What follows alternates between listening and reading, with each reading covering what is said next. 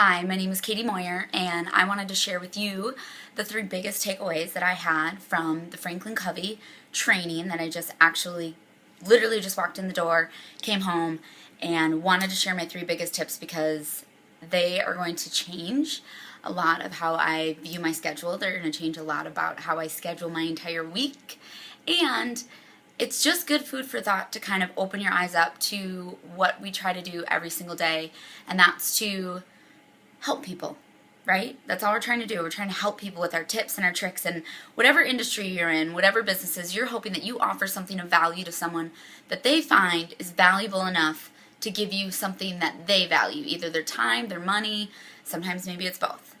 But when I went to this FranklinCovey training, yes, it was about productivity and it was about defining your roles and figuring out what you really find the most fulfillment with, you, the person wearing your shirt.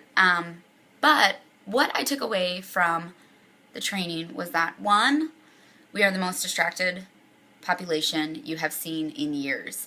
We are completely addicted to notifications, and because of that, it is 10 times more important to schedule time off. So the 3 things that I really want to stress to you is that, 1, we are the most distracted population you have ever come into contact with, and it's only going to get worse, in my opinion. Even when I go and I hang out with my sister who's in college, and she's always on her phone. Even if we're sitting watching TV, she's always got it. Something dings, goes off, she's got it on her phone. I was just recently on a family vacation with all my cousins, and they know all about Vine, and even when we were sitting at dinner, everyone is pulling out their phones and not really interacting. So sometimes you have to ask people to turn it off. It's a distracted population out there. So make sure you realize that, and whatever you have, it's going to have to be short, it's going to have to be quick, and it's got to be straight to the point. The second thing that I learned is we are addicted to those notifications. So when your phone does go off, we are trained to look at the phone. We are trained to respond, and even if you don't respond to the text, you still look at it. And I am pointing the finger at myself because I do this all the time.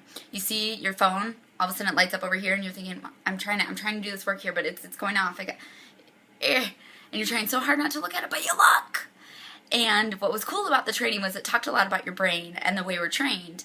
And it's actually like a dopamine release. And you literally become addicted to turning that on.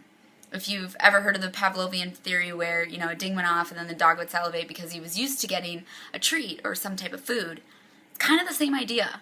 When our phone goes off with whatever notification, we are salivating, and we are addicted to knowing what is going on over there. So that leads me to my 3rd point, and what I learned the most is that it is ever more important to schedule blocks of time where you turn that phone off. And for me, I know I have to literally turn it off, because even if I flip it down, it doesn't matter. I will still randomly, what's going on over there, right? Right, so for me, I know that when I really have some serious work to do, or I'm really going to be connecting with people, I'm going to be working on my branding, maybe thinking about my next talk, or I'm going to be working on my master training that I have coming up this week, and I want to work on my public speaking skills, or I'm just working on a really important email, or I really want to connect with the person sitting in front of me, I need to turn my phone off. And if you set the boundaries that people know that when you're working, you're going to turn your phone off, it's okay. In that 30 minutes, that hour, maybe even that hour and a half, I promise all those Facebook notifications are not going to go away. Instagram alerts, which if you know me, I'm completely addicted to Instagram. It's still going to be there. You can still click on it and you'll see all the people, that liked it and who liked this picture and who liked that, and you can catch up. It's fine. You have to schedule time when you turn your phone off and you really work on your highest, most valuable activity that leads to your most fulfillment, because if you don't turn it off, you're going to be distracted. You're always going to be thinking about it, and that doesn't lead to good for you or for anyone, because you have gifts. You have something very special about you, something very unique, and you need to share that, but you can't share that if you're not working on it, right? Like if you're a great writer and you're not writing, people are missing out on that.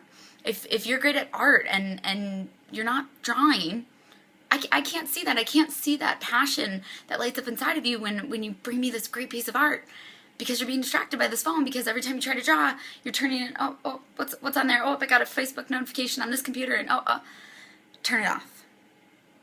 So I hope those 3 tips help with whatever your business is, whatever you're trying to accomplish, whatever your passion is. it's distracted. Like I said, the three biggest things I learned is we are the most distracted population. We're addicted to those notifications. So at the end of it, you have to be okay turning it off. And I am telling, and this is my accountability, is I'm going to turn off my phone at least 90 minutes every day for my highest value activity of that day. So hopefully you don't call me during that 90 minutes. And if you do, leave a voicemail because I will be unavailable.